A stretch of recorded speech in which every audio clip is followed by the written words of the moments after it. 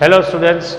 So up till now we had discussed about the graph between velocity time and we have calculated the distance or displacement from the graph, right? Okay, so in today's video we are going to derive the equations when an object is moving with uniform acceleration, that is equation of motion with uniform acceleration. These equations are to be used in the sums or numericals only if acceleration is constant. Clear? Okay, so equation of motion, this you have already studied in your lower classes, I guess in your 9th standard science. Suppose a car, say at t equals to 0, the car is having a velocity v0. That means this will be considered as the initial velocity of car, right? Let us say that car is moving with constant acceleration, right? Constant acceleration means the rate of change in velocity will remain same. Suppose at any time t,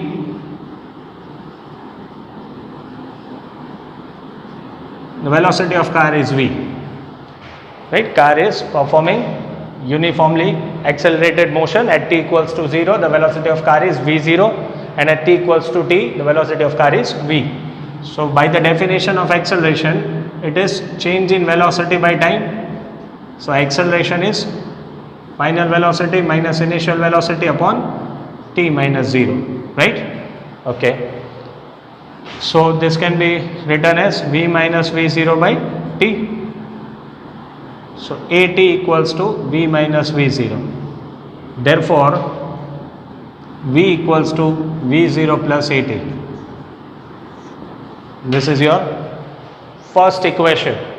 V stands for velocity at any time t.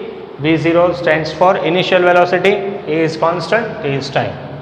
Fine. Now, since acceleration is constant, we had seen in the graph that displacement will be equals to average velocity into time. Displacement will be equals to average velocity into time. Use this equation only when acceleration is given constant. Okay. So displacement will be equals to average velocity, that is say v plus v0 by 2 into t.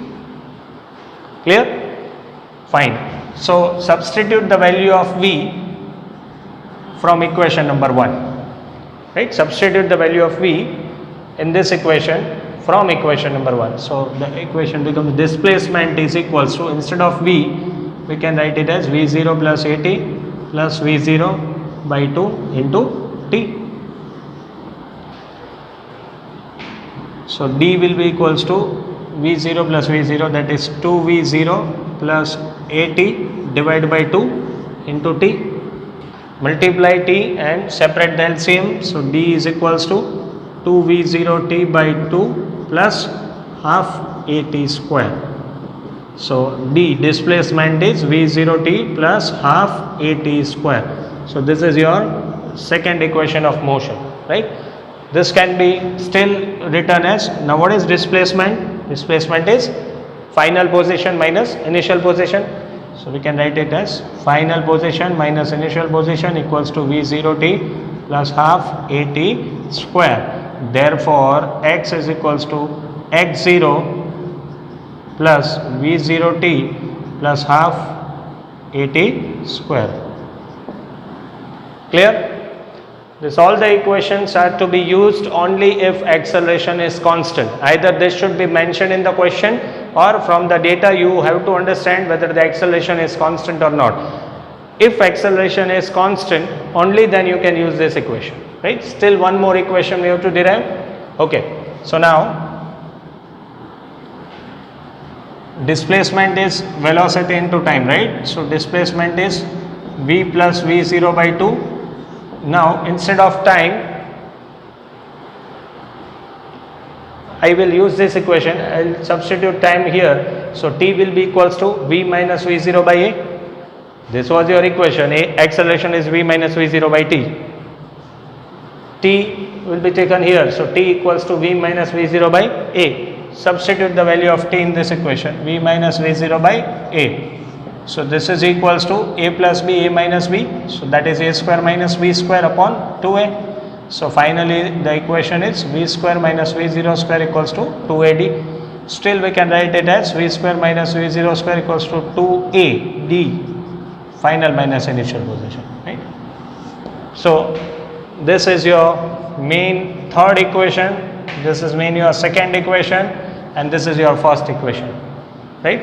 So the equations of motion are v0 plus at d equals to v0t plus half at square, and v square minus v0 square equals to 2ad. Use this equations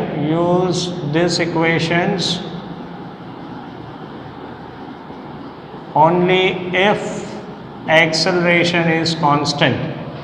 This should be noted down, right? And mostly the students are finding difficulty in solving the problems based on these equations, right? Like the question they might feel complicated will be which equation to be used in which question, right? From the question, how to analyze which equation will work out. So many a times there are many sums in which the sum can be solved using either of the equation, right? So there is no shortcut for knowing that for this sum you have to use this equation.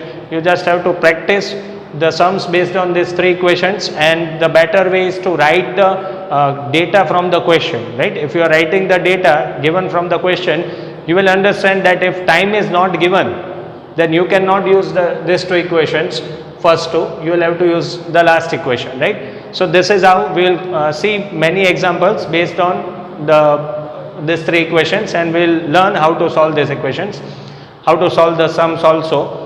Okay, fine. So these are the three equations which are to be used when acceleration is constant.